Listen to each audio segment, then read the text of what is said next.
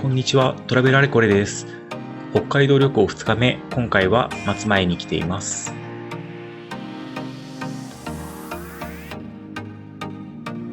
松前は北海道の南側にあり、函館から車で2時間ほどの場所にあります。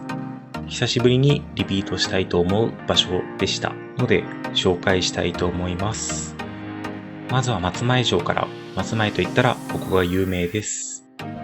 松前家の初代藩主がここに陣屋を作り、14代目藩主が1854年に旧式築城として日本最後の城をここに築城しました。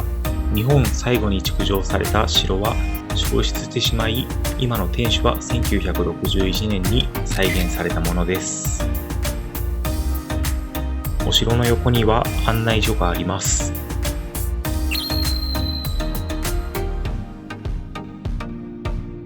松前城の前の顕彰碑は、桜を育て多くの品種を作り上げた鎌倉翁の碑です。お城の中にも写真がたくさん飾ってありますが、ここら一帯は桜が有名です。松前は桜の名所です。松前公園では春に1万本もの桜が咲き誇り、日本桜名所100選に選ばれています。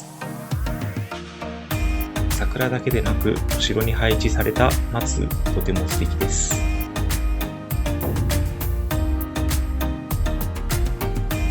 そしてこの松前城、函館戦争では、明治元年に土方歳三が率いる旧幕府軍700名に攻め落とされました。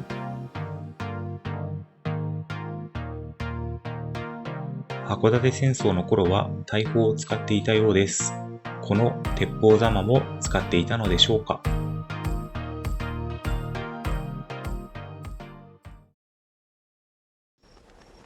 このお城が700名の軍勢に落とされたとき、主要部隊は他の城に行っていたので100名しかいなかったようです。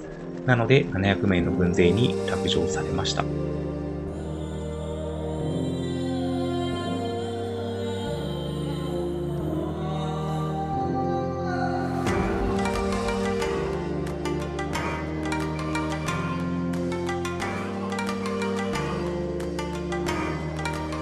ただ、新政府軍により翌年に奪還しています。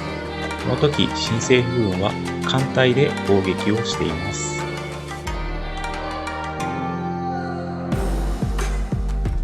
海辺から天守までは地図上で直線距離最短200メートルほどあります。とはいえ、艦隊はそこまで近づけないはずです。大砲の飛距離、すごいですね。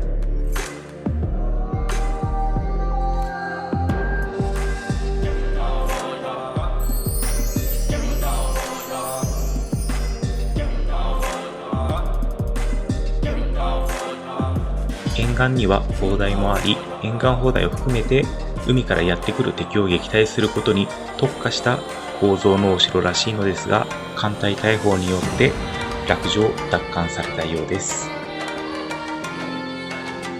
お城の中は展示品があり、歴史を学ぶことができます。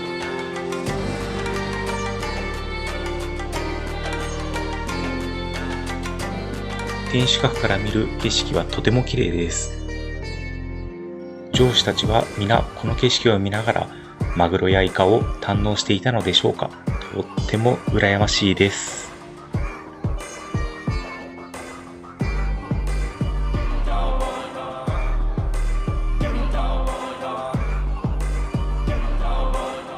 築浅とはあまり言わないかもしれませんが、年数が経ってない割にごたごたした歴史を持つお城です。ここからの眺めは広々と広大な土地というわけではなく、自分が思う北海道っぽさがあまりないような斬新な景色です。とても素敵です。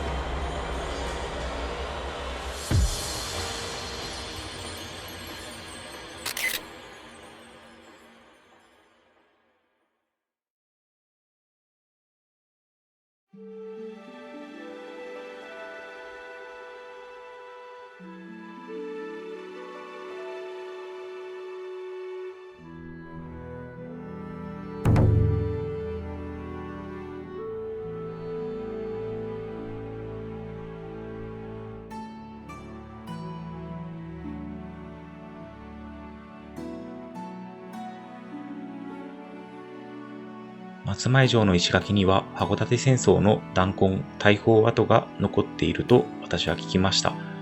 ただ、その場所を見つけることができませんでした。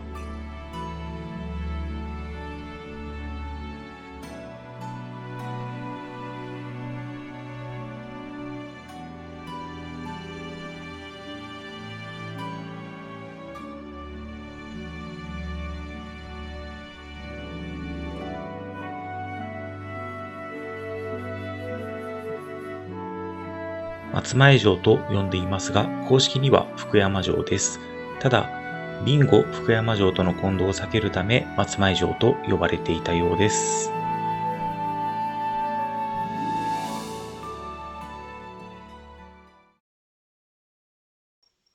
松前城の北側には松前神社があります。木に囲まれ、ひっそりとした佇まいがとても素敵です。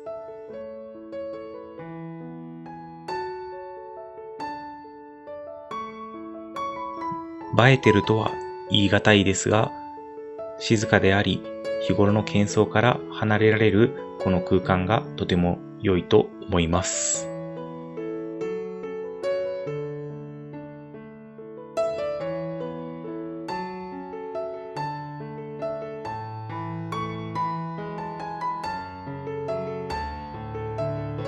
他の観光客の方もそんなに見かけませんでした。あまり人が来ないような場所なのでしょうか。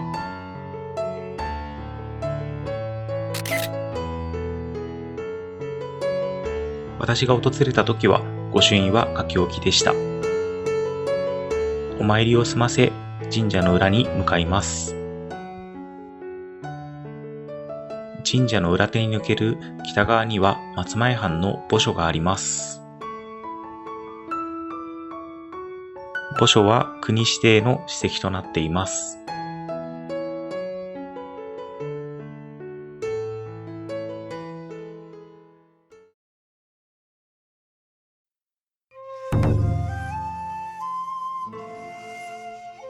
墓所がある道を歩いてくると、いつの間にか江戸時代にタイムスリップをしています。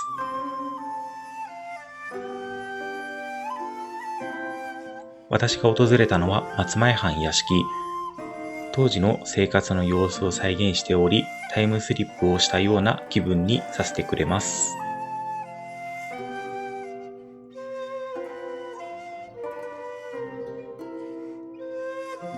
あと、ここの入場券は松前城の入場券と合わせたセット券があります。別々で買うよりも少し安かった気がします。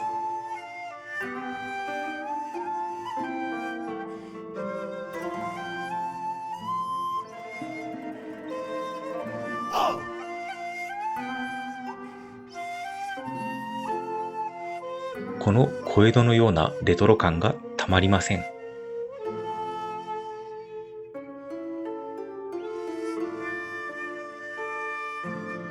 入り口すぐ横には奉行所があります。奉行所は何でもやってるってことなのかな。正直何をやってるところなのかよくわからなかったです。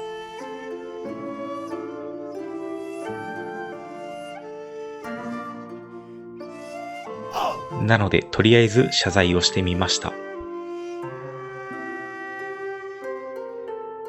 店前ののれんがかかっているのを見ると、やってるかーいって入りたくなります。この建物は近江や北陸の商人が住んでいた場所です。松前で採れるニシン、昆布などを京都や大阪で売っていました。旅にカゴと書いて旅籠と読みます。旅籠は今でいう旅館です。全然関係ありませんが、越後屋という名前は少し悪いイメージがあります。ここは髪結い屋さんです。曲げは専門職の方が言っていました。そしてコミュニケーションの場ともなっていました。幕末には8000と3万人の人口があり、仙台より北では最大の都市と言われた最北の城下町が松前です。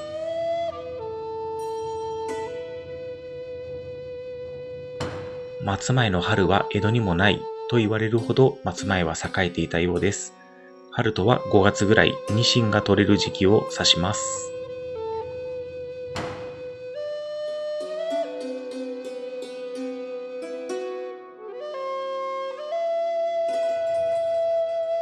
漁師たちは特産物のニシンを3から5月で取り、出稼ぎの漁夫もここに訪れていました。出稼ぎの漁夫も訪れるほど栄えており、賃金も他と比べて高かったようです。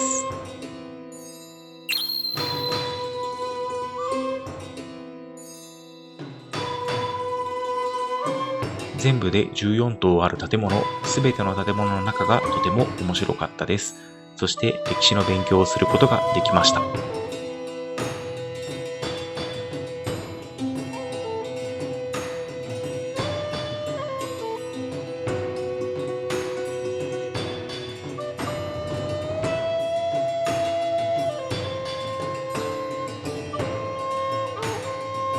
お店の前の机に座ってみました。当時の人たちは机に座ってこの景色を見ながらお茶に団子を食べていたのかなと思うと感慨深いです。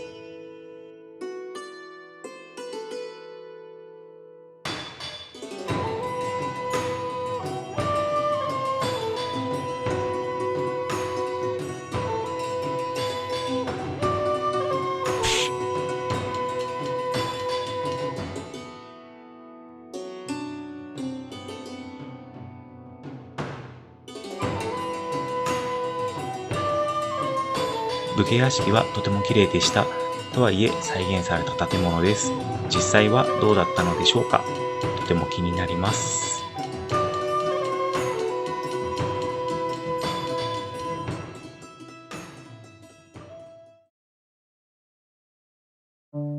中の作りは今風ですが、庭園が純和風でとても良かったです。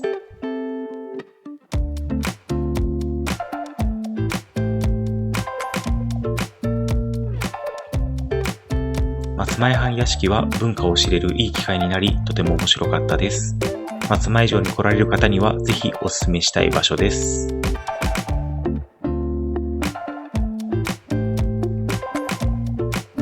車は松前城横の駐車場に駐車しました。お城、神社、再現された屋敷、すべて歩きで見回りました。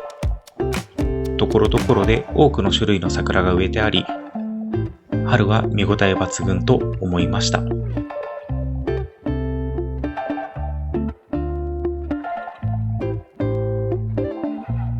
お城がある山から下り、お昼は城下町っぽい場所にあった松前漬けのお店の2階の貝魚亭で根ホッケやアワビを食べました。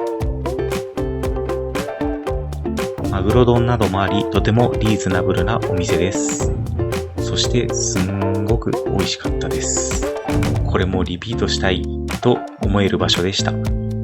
松前での食事コスパ、北海道一と思えるくらいリーズナブルでとても美味しかったです。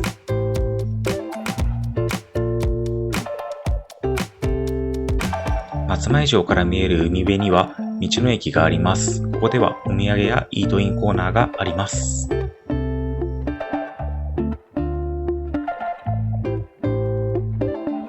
さっき食べた1280円にしては大きくて美味しいアワビ、ほどで育ったのかなと思うと感慨深いです。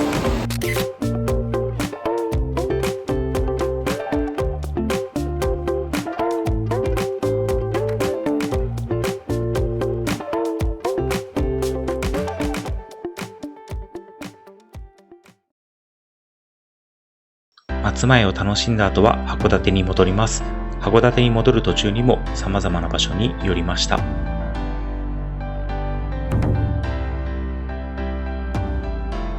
松前から函館に帰る途中には白神岬という北海道最南端の地があります。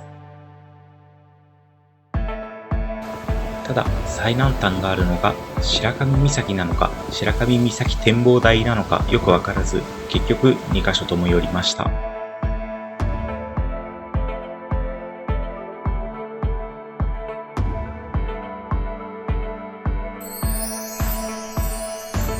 最南端があるのはこの看板が目印の岬です。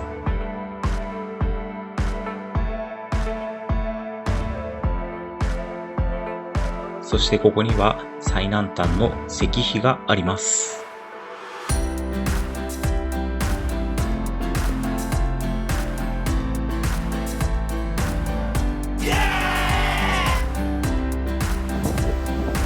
岬を見る展望台もとてもいいですが、その岬から見る海もとても綺麗です。そして最南端の石碑があろうがなかろうがとても素敵な景色を見ることができます。